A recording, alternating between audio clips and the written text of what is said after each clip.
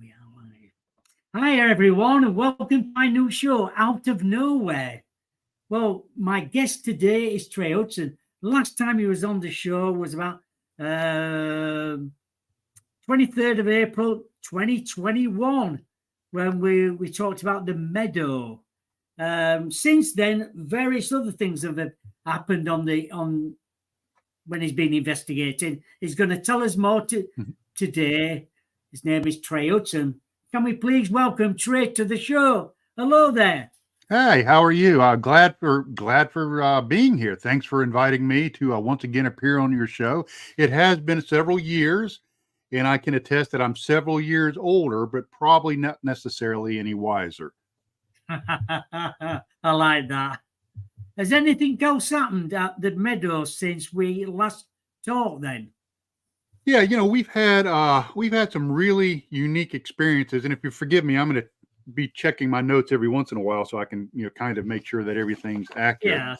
Yeah. The last thing we talked about is right about the time I was working on my book, and I had put everything up to about 2021 in the book, and so that's kind of where it ended. I ended the book there. The good news is I'm working on my second book, which I'm going to include all this stuff in it and some other things.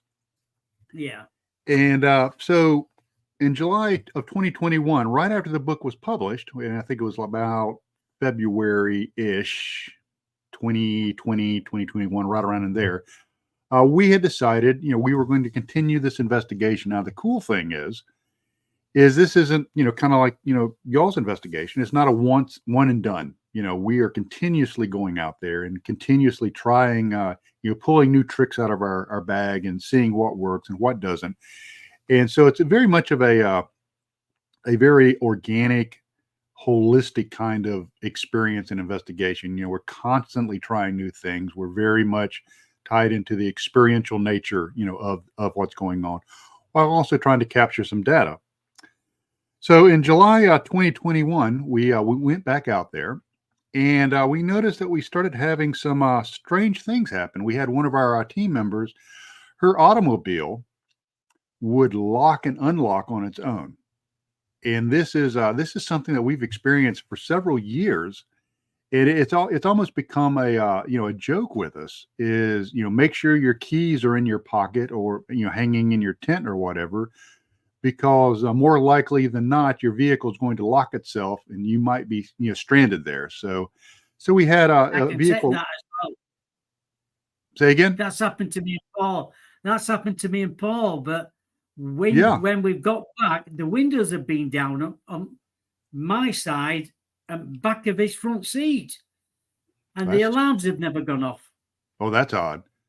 Yeah, and that's the strange manifestations and the the phenomena affecting automobile electronics, at least in our case, is really, really common. And it's thanks for mentioning that, because something that you and I were talking about before we went live is the similarities of the phenomena at these different locations of high strangeness, be they in Europe or Africa, Asia, here in the United States, wherever, are very similar. And the more people I talk to, like you and of course Paul, I'm constantly just amazed and vindicated, by the similarities of the phenomena. So that's really, thanks for telling me that, because that solidifies exactly what we're experiencing, with the vehicles locking and unlocking. During that trip, it was kind of a quiet trip, not much going on there. And like I said, the phenomena has been evolving. So there wasn't a whole lot going on there other than the locking and the unlocking in 2021. But when our team members were heading home, 2 team members had the GPS functions on their automobiles kept taking them in circles, and they would end up right back where they started in the forest. Right. So there was some sort of strange geomagnetic force, if you will, or anomaly, or whatever you want to call it, that was affecting their navigation systems in their automobiles. And it wasn't just once or twice. They just kept, being given incorrect directions, ending up where they started.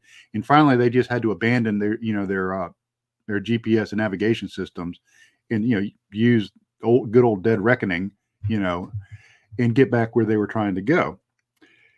And one of my team members, and she was an individual that has, since our first encounter back in about 2017, has continuously had dreams and encounters of something being in her room at night at home, figures. She'll have marks on her body, and where have we heard about that before? Of course, the documentation is rife with, abduction phenomena. So, she's having something very similar to that. She's actually slated to be hypnotically regressed by a hypnotherapist and psychotherapist we have that we're working with. So she's in line to be hypno-regressed here in the very near future. So when she was headed home after our expedition, is her car suddenly lost all electronics. She lost her radio, she lost her navigation system, she lost her headlights, she lost the ignition to the engine, and everything completely died. So she was completely dead in the water, almost like a ship, set adrift at sea with no power.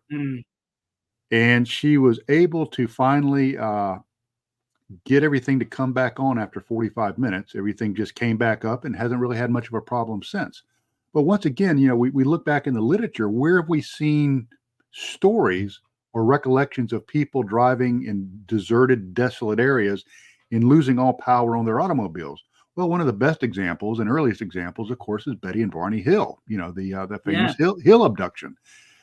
And so I found that just really intriguing, especially since she was one that also has had some of these other strange phenomena. Well, it gets even stranger from there. She had gone home, and she is a emergency room nurse and works during the night. So she sleeps during the day, works at night. And she usually keeps her iPhone right next to her head as she sleeps. So if it rings or buzzes, she'll hear it and be able to answer it. So she was going through her gallery of photographs on her phone, and there was a photograph in her gallery as though it had been taken by her phone. That was something that she does not recall. And it was a photograph of a large field that had power lines going across it. So kind of like a large pasture or field, kind of like where you would grow crops with power lines going across it. Doesn't have any kind of correlation to anything that she was aware of, anything that she reminded her of, nothing she was aware of, just popped up out of nowhere. So she quickly sent a text to all the team members, hey, did anybody send me this? And somehow it got saved onto my phone. And it's like, no, we don't know what it is. And I said, send me the photograph. I'll see if I can pull some metadata out of it, see if there's a lat long on it or anything like that. And all of that had been stripped. The only thing that was on the photograph was the date timestamp. The photograph ended up on her phone with a date timestamp of the exact moment she was asleep in her bed with the phone 18 inches from her. So she did not take the photograph, nor did she save the photograph. So, this big mystery started. Where did this photograph come from? So it turns out that the photograph was found in a real estate listing page on the internet. And this exact same photograph was used for a listing for a piece of property for sale, not too far from where she lives. And she had not been looking to buy property. She wasn't, looking to buy anything. But, it was to a open field that was a piece of pasture land that was for sale. And so we wonder, was that something sending her a message to go to that field, for an encounter? We don't know. We weren't able to get a team up together and go out to that field, which unfortunately would be trespassing because we didn't own it. But, we weren't able to go out there and really investigate that. So, you combine that with, her car losing power, and then her previous experiences and now this mysterious photograph, it really makes you wonder what exactly is going on. So the phenomena is changing, and it's starting to become, I'm sure you've heard of the hitchhiker effect, where phenomena will, I've had it happen to me, and my team members are now having it happen to them in ways just totally, unexpected. Whoever would have thought a photograph ending up on your phone that you did not take right after events of high strangeness. So, you know, is it a message? Is it a happenstance? I know, back when I was with, Army intelligence, in the U.S. Army, is we had a saying. I said the first time is happenstance, second time is coincidence, third time is enemy action. There are no coincidences 3 times in a row. No. So, there's definitely something happening, with this young lady. So that was in July of 2021. So that was just, right after I ended, the chronological listing of events, in the book. So we thought, well, let's go back. So we went back in October of 2021, and I had a special guest researcher with me. That's somebody that you're familiar with, Katie Page from Colorado MUFON. She came out with us and spent a weekend out in the cold, which was a lot of fun. And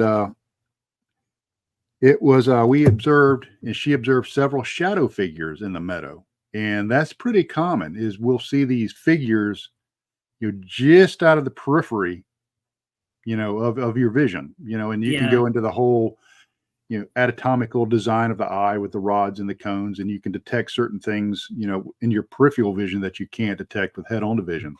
So, we had quite a few, shadow figures, and the FLIR did not show any, corresponding, contacts. So, we would see something move, we'd put our thermal up there, nothing there.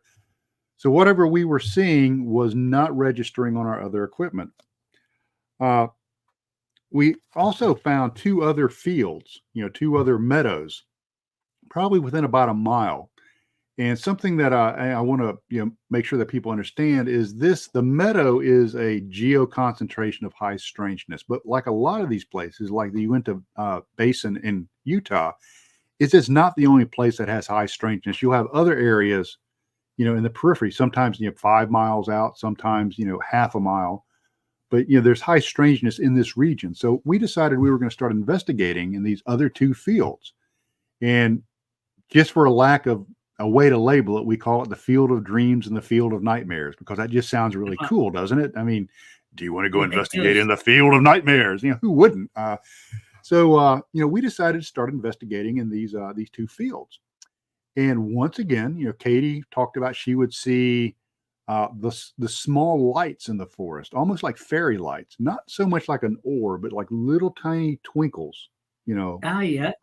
Yeah, so you can go into the folklore of that, all the way back to, before Europeans came to this country, that's rich in English, Celtic folklore, the Fae and the Wee folk and all of that. So that's going on also. But where it got really weird is Katie's traveling companion. She had somebody come down with her because she was going to go spend a weekend in the woods with a bunch of strange men and women that she didn't know. So she wisely brought somebody with her. So her traveling companion was out there, in the field with her, and something took the back of his hood on his jacket and yanked on it, pulled on it. And he quickly whipped around and looked, and there was nobody in the vicinity. So the phenomena has now gone from visual, okay, now to following people home. Now it's actually physically touching people. It's actually putting their hands. I'm not, they don't have hands. They're actually, physically engaging with, our researchers. So that, of course, was, really exciting for us. And we thought that was maybe a one-off, maybe that was a one and done kind of phenomena. But later on, one of my female members experienced what we call the bohonkus incident. And bohonkus over here is a slang word for butt, is something goosed her up under her seat as she was sitting in her fabric camp chair. Something grabbed her bohonkus and, held it. And she quickly jumped up and thought maybe, somebody was, just messing around with her. And she looked around. Of course, with, first of all, we wouldn't do that. That's kind of rude. And second of all, there was nobody around. And so second time that evening, something touched a team member. So once again, we had that physical interaction. Now, if you go back and you look at this thing through different optics, a paranormal researcher, a ghost guy would say, well, yeah, that's obviously a ghost touching you. Well, this area is very rich in folklore of not only ghosts, but, cryptids, UFOs, UAPs, and things like that. So this phenomena is basically traversing, these different disciplines. So, now we're having, physical interaction with something. So of course, that was kind of cool. And so you had a successful October. Well, let's head back in March of 2022. So we went back in 2022 and had kind of a neat thing. We decided to conduct some research, and then the two new fields, and once again the lights were present, the twinkling lights in the forest. And we also decided to go back out to the meadow, and one of my team members had brought a pyramid-shaped box, what shape like the pyramid in Cairo, with a lid that opens up, and you could put things inside of it. So he put several sundry items down inside of it, and he had things like a nail and a snail's shell and a rare earth magnet, things like that. So we took that out to the meadow. We aligned this pyramid to north and south, and we took copper pennies and we set them on the 4 cardinal points and set the corners of the pyramid on it for several reasons. Number one, we could see if it had been moved or tampered with, and we were curious to see if the pennies would still be there when we lifted it up. Well, the next day we went back and we looked at it. The 4 pennies were still under the 4 corners, so it had not been moved.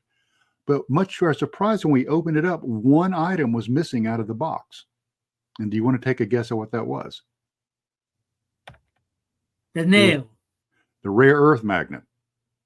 Ah. So the magnet was missing, nothing else, And I know why you were thinking male, because there's a lot of folklore about fae and iron and stuff like that. But it was, it was actually the rare earth magnet.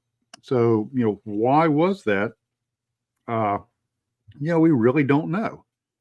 So we decided to, once again in October, we try to go out there about twice a year. We went back out in October 2022, and there was a documentary film crew that wanted to go out with us. They had filmed a independent documentary on Bigfoot, folkloric Bigfoot in this area. And now they started to experience personally high strangeness, in Bigfoot type sightings, Sasquatch sightings. Yeah. So they wanted to look at some of the high strangeness aspects. So they went out there with us, and once again, almost on cue, the strange little lights were present. So I had a whole other set of people observing these strange lights. And the director decided he wanted to experience an SD session. Now, your listeners might not remember when I explained the SD session before, so with your patience, I'll go over it again if that's okay. Yeah. Yes, please. What it is you take like a typical ghost box, like the ones you see on TV that, scan the FM, frequency scale, and little fragments of words will pop up, and, you make out something, whatever. Unfortunately, that can be really biased. If I want to hear, what is your name? And I hear something that goes M, I'm like, oh, well, he said Jim. It's, the ghost name is Jim, because I'm preloaded to hear a name. So with SD, and that's human nature. We want to categorize things, based on our past experiences. So what the Estes method or Estes protocol does is it takes that out of the equation. Is you have a ghost box. You take the output jack and put a set of earbuds, kind of like that, into your receiver's ear, one of your team members. And then you put a set of shooting earmuffs over them. And then you put a blindfold on them so they can't hear or see. They have no idea of what's going on around them. And their instructions are, if you hear an intelligible word come across that box, regardless of what the word is, you repeat it out loud.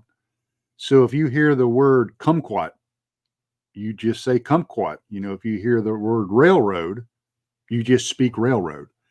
And they have absolutely no knowledge of what questions are being asked.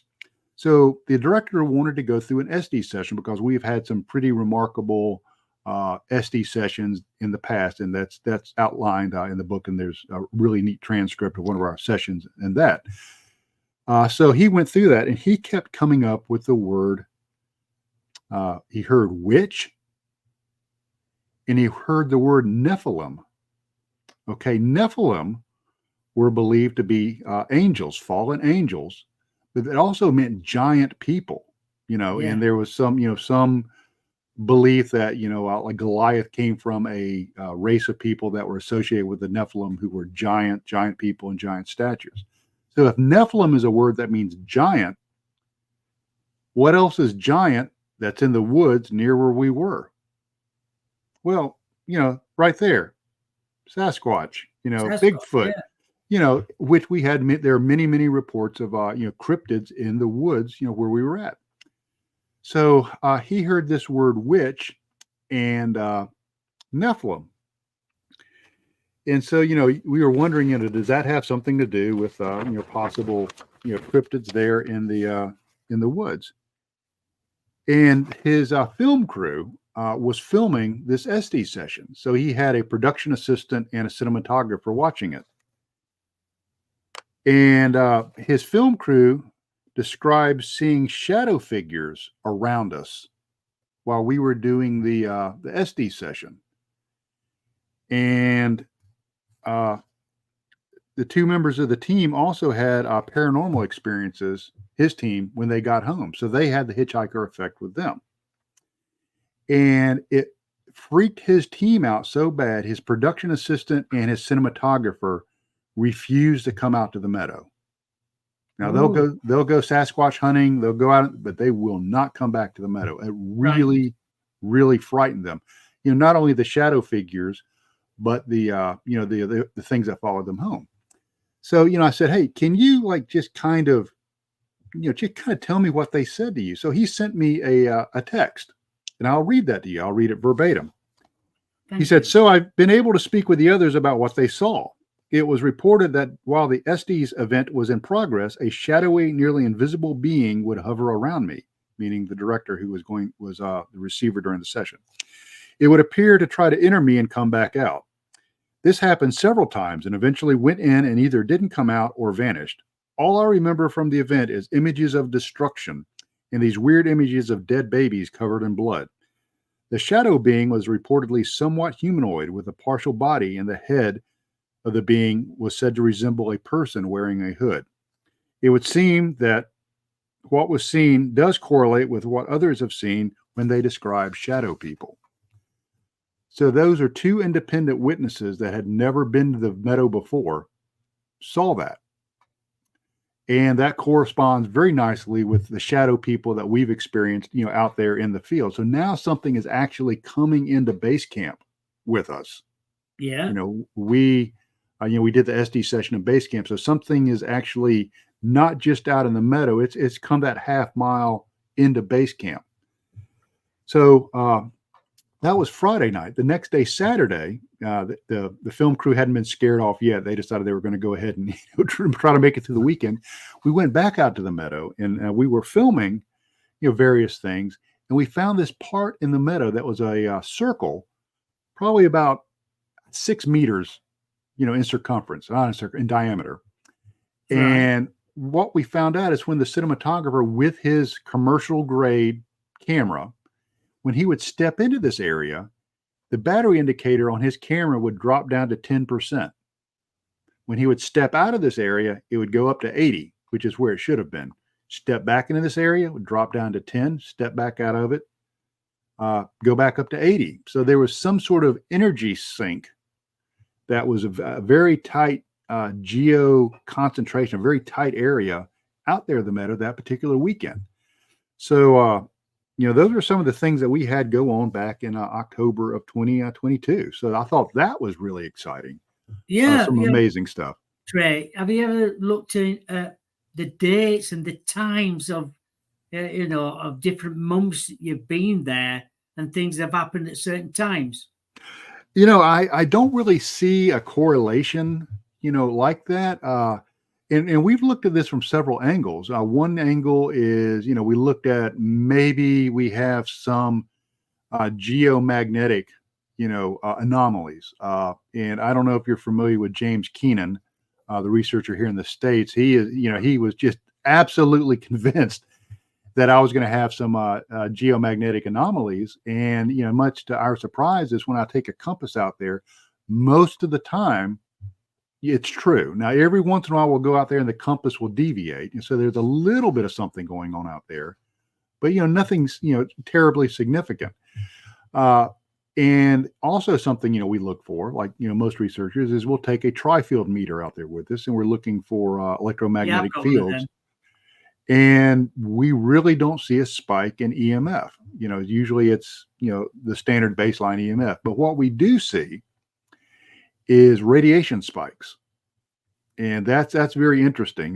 The background radiation in that area is between 0.03, 0.06 microsieverts per hour, which is standard background radiation in this area. It's nothing common. And we'll have unusual radiation spikes, which leads me into our next expedition. Is when we were there in February 2023. So we're just talking a year ago. We went back out there, and we had extremely bad weather. I mean, just horrible weather. And I see you have a question come up. You want me to address that now? From Allison. Yeah, Allison, hello. Yeah, absolutely. I'm actually getting into a UFO sighting that we actually had in February of last year. And this is really cool because it corresponded with a UFO sighting we had back in 2017. So stand by, don't change the channel, operators are standing by. So yeah, we do have UFO sightings, which is really cool. So the weather was really, really happy. We had an amazing UAP sighting, which and I'll go ahead and explain that now. Is the weather, like I said, was just really bad. The temperature never got above the low 40s. It was wet and rainy. It wasn't quite cold enough to snow, so it was just that cold rain, continuously the whole weekend. So we were, pretty miserable, but in true, just stick with it kind of style, we stayed with it. So two of my team members had entered into their truck, got into their truck to warm up because it was, like I said, pretty brutal. And they're facing due east, and at about almost 105 degrees magnetic, so almost due east. And they noticed something come up, and they thought, oh, well, that's the sun setting. We're seeing the sun setting, through the clouds. It was like the diffused orb of the sun through a very overcast day. And you kind of know what I'm talking about, is that kind of really hazy, whitish, disc. And they said, oh, well, the sun is dropping down. This was about 1700 hours, 1707. So almost 5 o'clock in the afternoon. And then they had an epiphany. Wait, the sun doesn't set in the east. The sun sets in the west. What are we seeing? So they're watching it, and this luminous disc moves from side to side and then goes out. What's really interesting about that is if you go all the way back to 2017, when we first started researching this area, one of my team members during the evening, while we were out researching another area, he saw what he thought was the moon come up. And once again, it was very rainy, very bad weather. And he saw a luminescent disc come up that he assumed was the moon. And it too moved sideways and then slowly winked out. So it was a UAP sighting almost exactly like the one we had back in 2017, which is really interesting because that particular type of sighting is not real common. A very large luminous disc, just hanging in the sky is not super common. The question is, the meadow, is there a history in indigenous native folklore? Absolutely. Absolutely. This area, had a lot of First Nations folklore. And probably one of the creepiest folklore is, I'm sure that a lot of your listeners have heard of the skinwalker, which is in the western United States. And this is not the western, this is the southern United States, a different indigenous culture there. But what's really cool is there is a figure very like a skinwalker, and she is called the Spearfinger Witch in Cherokee legends. And she was said to have an obsidian finger, and she would come in at night and cut open the chest of children and suck their souls out. So she was almost like a similar type of thing to a skinwalker.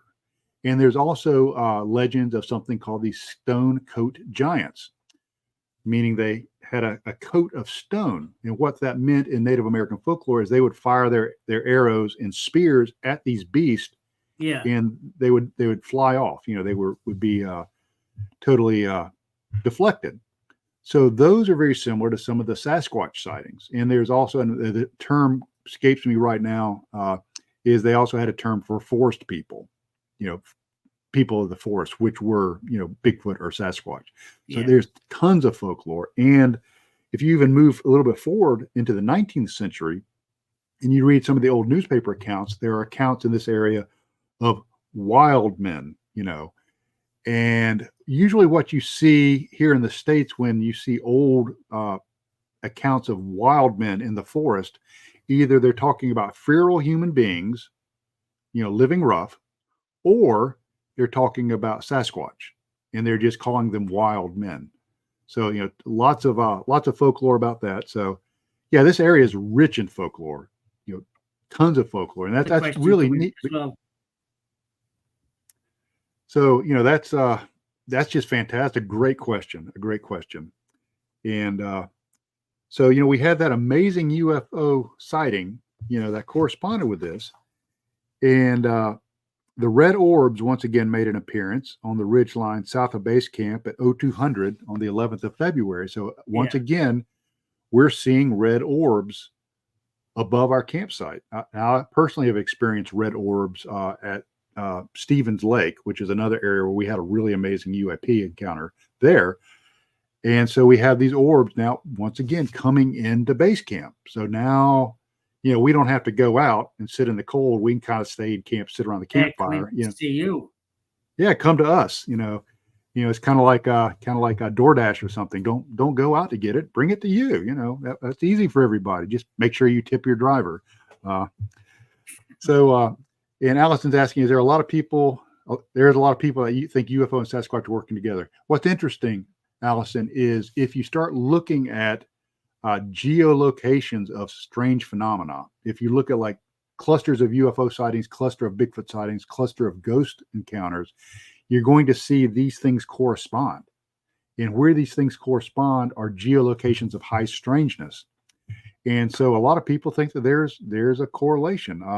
Even back as far in the 70s, the famous author Brad Steiger, here in the States, was writing about Bigfoot being seen with UFOs. So it's not uncommon. I mean, that's been our experiences. Cryptids and high strangeness, go hand in hand like peanut butter and jelly. So we thought we were going to do something really interesting. Is one of our team members brought out her dowsing rods, the standard L-shaped dowsing rods. So just for grins and giggles, just to kind of try something out, she was dowsing, asking questions and see if the dowsing rods would give a yes or a no. And so, the dowsing rods were responding to her questions. So we decided we were going to bump it up a notch. I took my Geiger counter and I laid my Geiger counter on the ground. And we said, if you are here, can you raise the radiation to 0.13 microsieverts per hour? A very precise number. You want to guess what happened? Is the Geiger counter rose and stopped at exactly 1.3 microsieverts per hour. And I've got a photograph of the Geiger counter at that moment. It's interesting, isn't it? When you're asking things like that and they appear to work.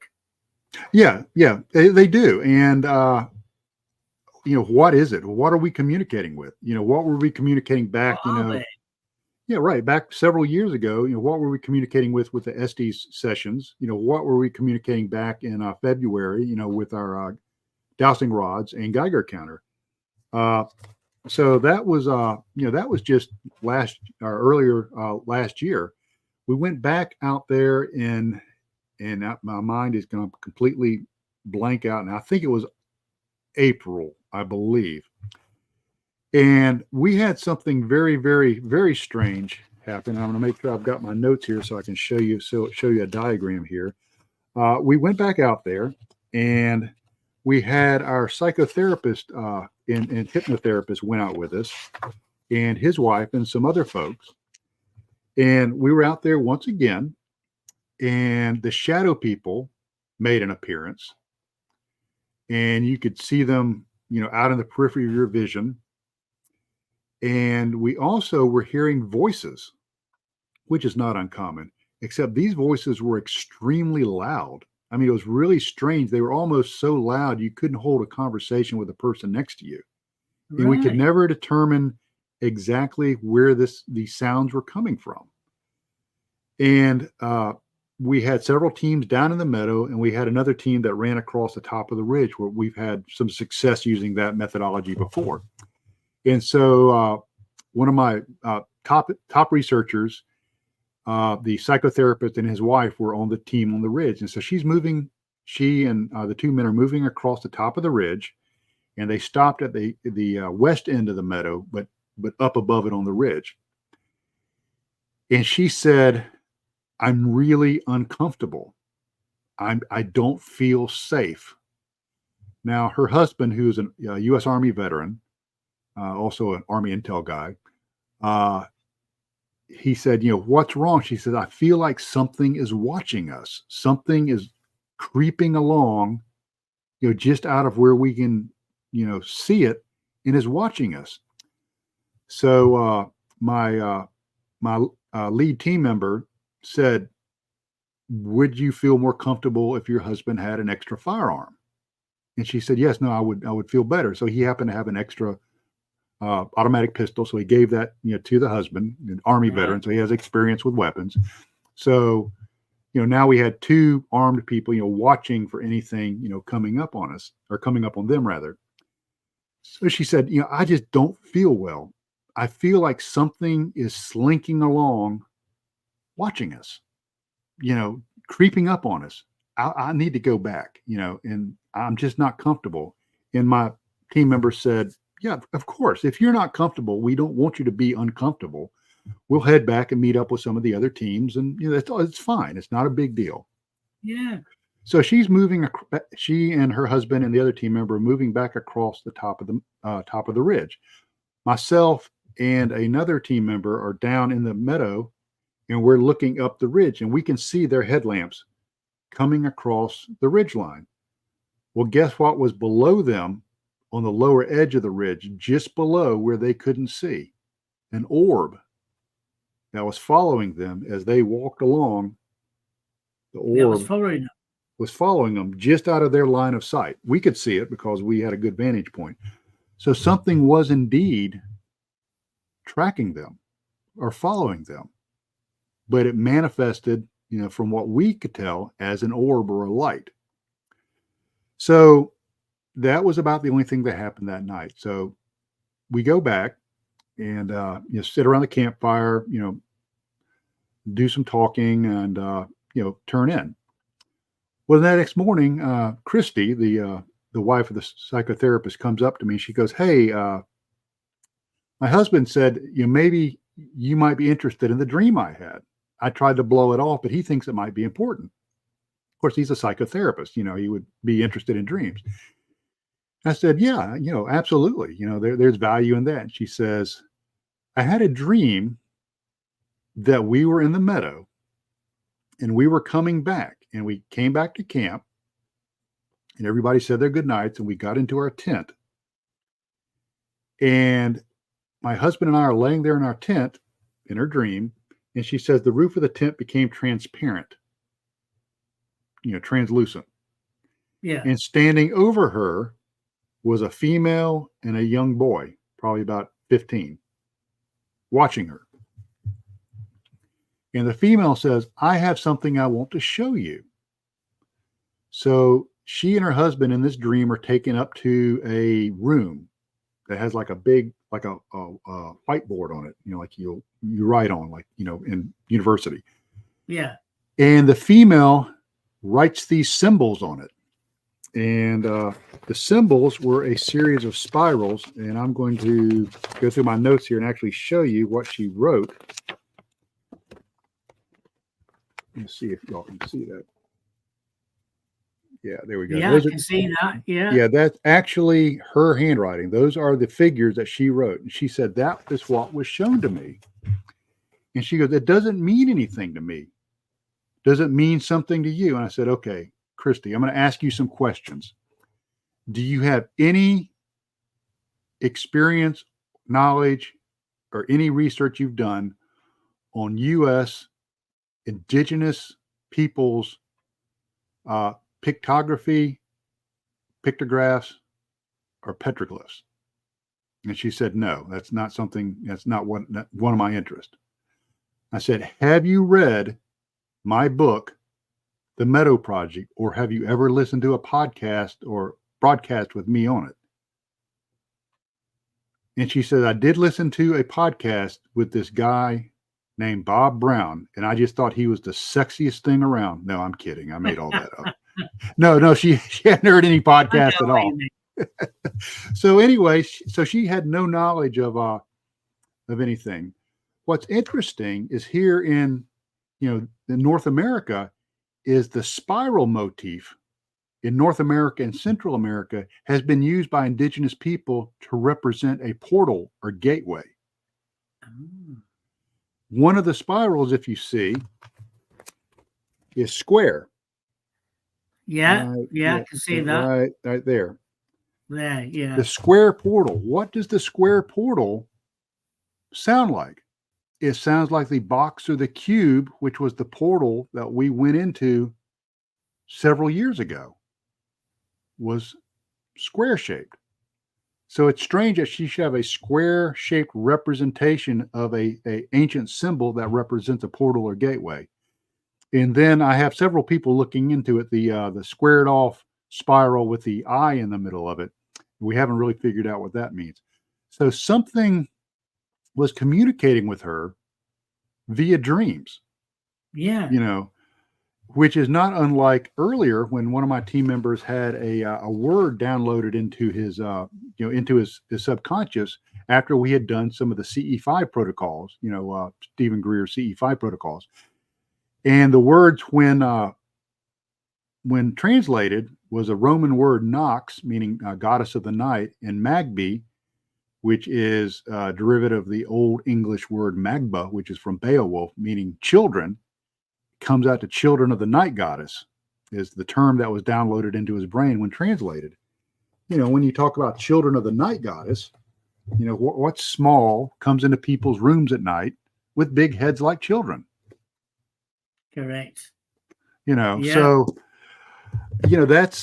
So now this is the second instances of some sort of communications via dreams or via subconscious. So it's like, yeah, man, we're rocking now.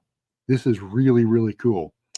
So we go out the next night, and during the day, the conversation around the campfire, this is a very wild, remote area, and we started talking about, mountain lions and bears and feral hogs and wild pigs, and just talking about the wildlife, the large wildlife, macro wildlife in this area. So we go back out to the meadow, and one of my team members has his thermal, one of my thermal operators, and he's watching, and he picks up on his thermal a large biological creature, just a creature of some sort. He couldn't really tell exactly what it was, moving through the meadow. Now, something that we're really hardwired for as human beings, and even seasoned researchers, we have to fight this all the time, is our normalcy bias. Human beings put situations and events into boxes that correspond with what they've experienced before. And we always want things to fit into what we consider normal. So unfortunately, even though this guy was a seasoned researcher, he saw this, and the first thing that pops in his mind is creature moving through the meadow must be a bear or a large wild pig, because we were just talking about those things. And so he got on the radio and said, hey, I just saw like a creature move through the meadow on my thermal. I said, you got it on camera, right? You recorded it? And he goes, no, I didn't. And I said, think about it. We have 12 people, 6 teams of 2 surrounding the meadow, all the cardinal points have people. Why would an animal move through an open field surrounded by people? And at least one of those groups is upwind from it. It doesn't even make sense. You know, animals would stay away. So as soon as I said that, he's like, oh gosh, you're absolutely, I missed it. I said, and remember what Christy said last night? She said she had a feeling that something was slinking around low to the ground, stalking us. I said, that was precognition. And he's like, you are absolutely right. He goes, I'm so sorry. So, that was the weekend, just back, I think in April, I believe it was. And, we, the cool thing is, kind of like you and I were talking, you're planning on going out, back out very soon to do some research. We're heading out on the 25th of this month. So, the world is, as far as investigations goes, is our oyster. We're still out there, making things happen and seeing what happens. Alison's at it again. Are they seen on cave drawings or on Egyptian walls? Yeah, absolutely. The spiral symbol is here in the North America, is seen very prominently in the America's Southwest. Is what's really interesting if you go to the Uinta Basin, which is the home of Skinwalker Ranch, Blind Frog Ranch, and Space Wolf Research, is there's a place called the McConkey Ranch, and there's just tons of petroglyphs and pictographs, and the spiral motif plays into that. So it's a very common motif. It's also seen in Central America. So it's usually indicates some sort of portal, gateway, some sort of transformative situation, for the individuals, of that tribe or culture. Yeah, but another thing about going to these strange highness places is your batteries die. Many a time. Always, said, I've just done that. But before I came out, I made sure it was charged up. I get up here, I go try and film something, and it's gone. Yep. Battery's dead. I've said several naughty words. I will get out to the meadow and I'll have a piece of equipment and I'll turn it on, and it doesn't work. The batteries might be charged, but it just doesn't work. And I'll say some, really nasty sailor words, and get in trouble, and then come back to base camp, turn it on, and works perfectly. Absolutely, 100%. Everything's green. It's like there was no issue at all. So, I wonder what their agenda is with those people. I really don't know. There's a couple of ways to look at it, and I've mulled this through my mind, many, many, many times. And I want you to imagine some workmen, okay, and they're installing a sidewalk, or they're cementing a verge or something like that. So they're laying some concrete and they're smoothing it down, and they're very patient and methodical. And a small child comes up to them, and this child is watching them do their work. And as small children do, this child starts jabbering, just asking inane questions. And, what are you doing? Where are you from? Yeah. What's that called? Why is that sticky? Blah, blah, blah. And the workmen have several things they can do. Is they can ignore the child and go on with whatever tasks they're doing. Second option is they could take a piece of wood and throw it at the child and make the child go away. Or they could turn around and politely interact on a very low level with the child and then go back to work. These entities are like those workmen. They have a task, they have a mission, they have a purpose, which we don't know. And even if we did, we might not understand it. It might be so other and beyond our comprehension. And we're the gabby child that just stumbles across whatever they're doing. So they can ignore us as their craft moves across the sky. Yeah. They can scare us or make us go away, or they might interact with us, like we saw with the dowsing rods and the radiation spike, or the Estes sessions that we did. So what's their agenda? I think possibly what they're doing is so alien. And when I say alien, I don't mean I mean different, so other, that we don't understand. It would be like taking a Iron Age European farmer and put him standing over the shoulder of a person repairing a fine Swiss wristwatch. He would have no idea what's going on. He wouldn't recognize the tools. He wouldn't recognize the machines.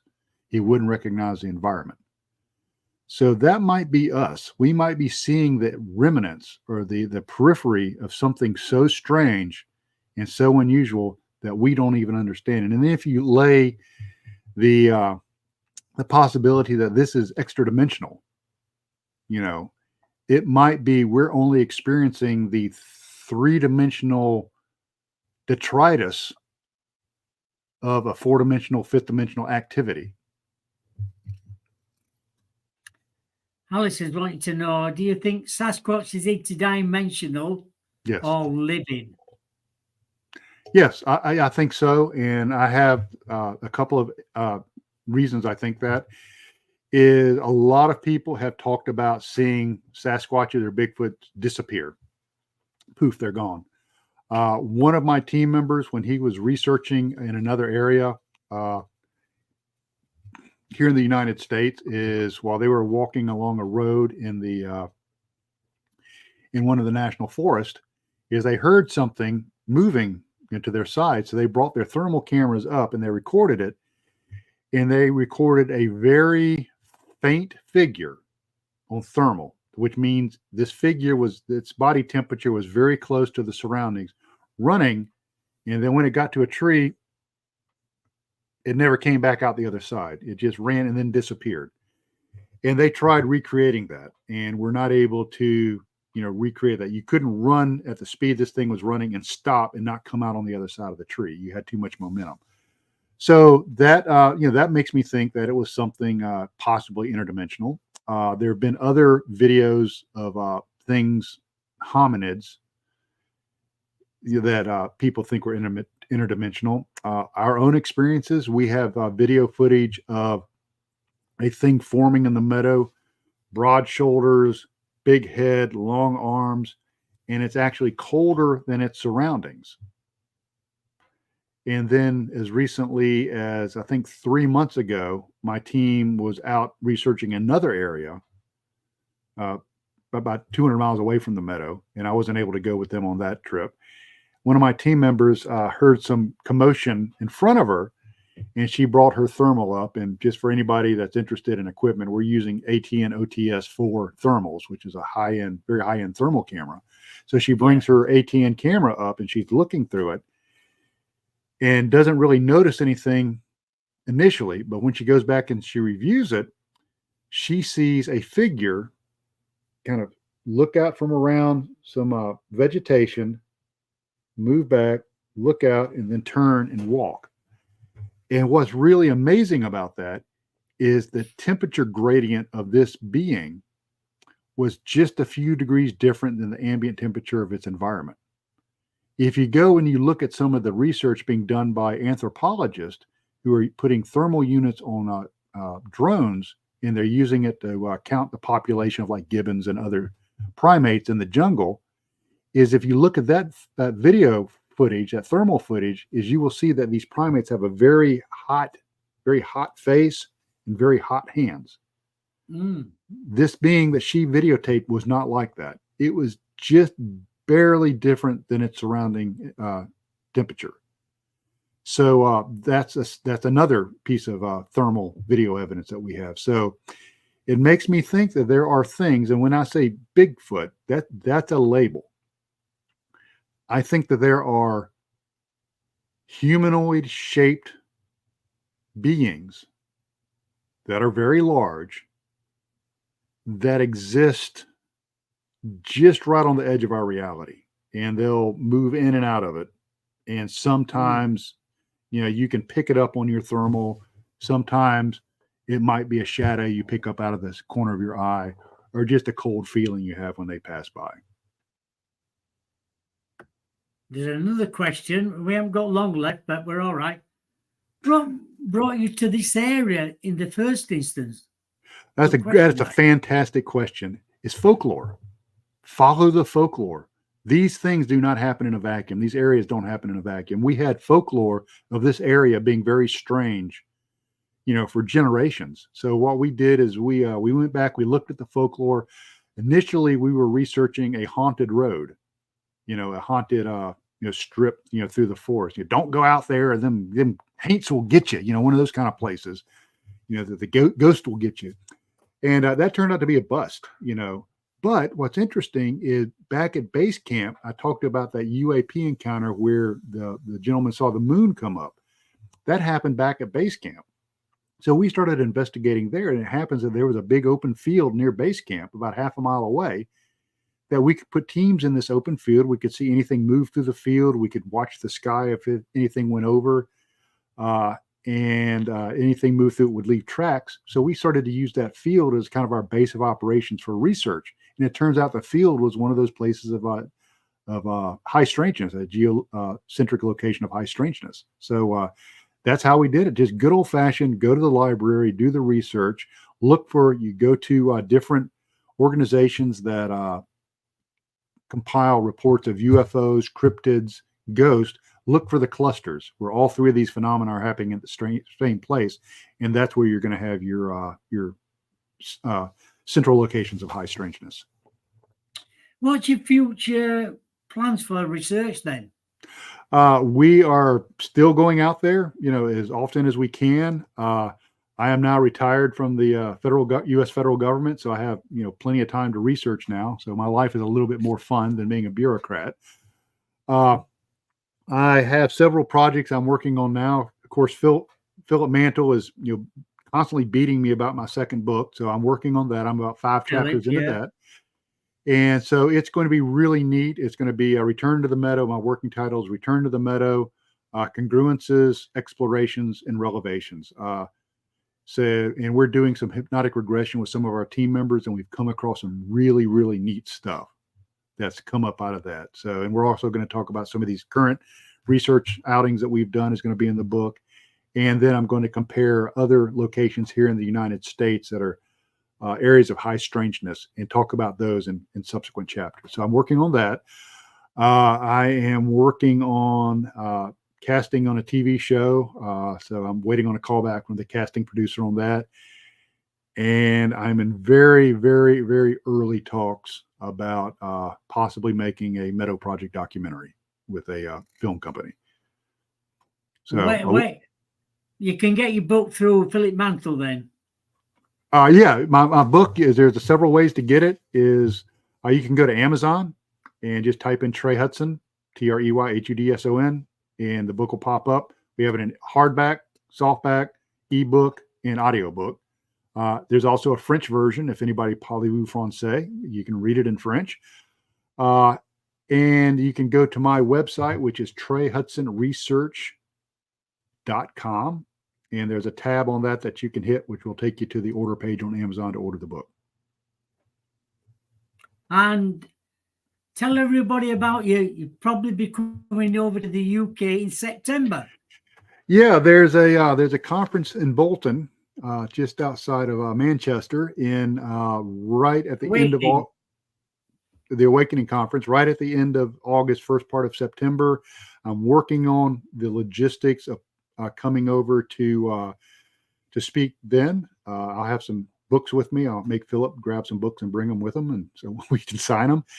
And I'll hopefully we'll be able to make that work. The cool thing is what we're trying to do with that is bring some folks here in the States that research high strangeness. And I'm not going to give any names out because all that's still in flux, but bring some of those people over to the UK and present, to the fine folks there in the UK, some of our experiences of high strangeness here in the States, so kind of what we're experiencing, and people will get to compare and contrast with the experiences that they're having there, not only in the UK, but in Europe. And I'll just let you know, but Alison was at the last conference, the Awakening Conference. I was there. Yeah. She don't live too far away from Bolton anyway. Yeah. Well, when I come over there, somebody's going to have to explain to me several things. What is bangers and mash? And do I need to stay away from spotted dick? That just sounds really creepy. I don't. No, I'm like kidding. I know what bangers and mash are and spotted dick. Yeah, I know. Yeah, spotted dick. I like that. I like that. Yes. So thank you for coming on the show. It's been absolutely fascinating.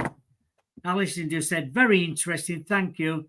Stargazers, really fascinating evening. Thank you, Trey and Bob. Well, thank you for having me. It's always an honor, a pleasure, and a true delight being with you. Thank you very much. And I will see you in September as well. And bring a big plate of bangers and mash. I'll be coming over with Paul, more than likely. Anyway, you have a lovely weekend. Carry You on too. what you're always good, getting out there and getting some good proof.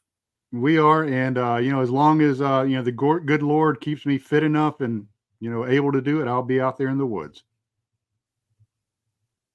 Thank you again, and thank you to everybody in the chat room as well. With all the questions, it's been really fascinating and good. I guess next Wednesday, if I just think of again. I think it's Psychic Medium next week. Mara Carnivo Taganova. Yeah, she's been on before. She's really, she's won an award in America as being one of the best psychic mediums in America. She's on next Wednesday. That's the 10th of January. Next Wednesday, 3 o'clock Eastern, 12 o'clock Pacific, and 8 p.m. in the UK. Well, thank you, Trey. Take care. Thanks once again, and you have a wonderful evening. Hopefully, I'll see you in September. Sounds good, sir. Sounds good. Thank you. Bye. Bye-bye. Bye. Just send the stream.